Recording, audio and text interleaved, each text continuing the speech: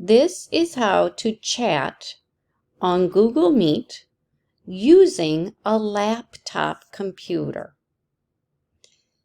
Sometimes the teacher will ask you to type in the chat.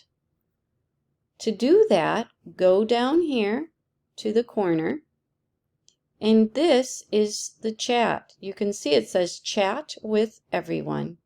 Click on that, and this box will come up. Then you can type, and the teacher will see your answers.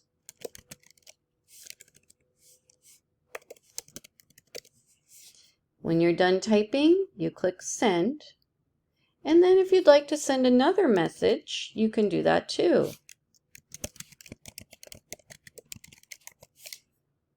And then send another message.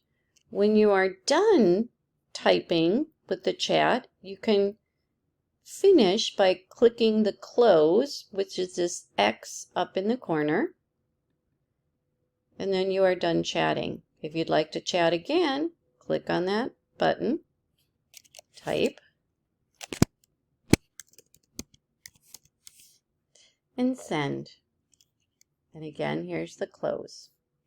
This is for laptops, computers.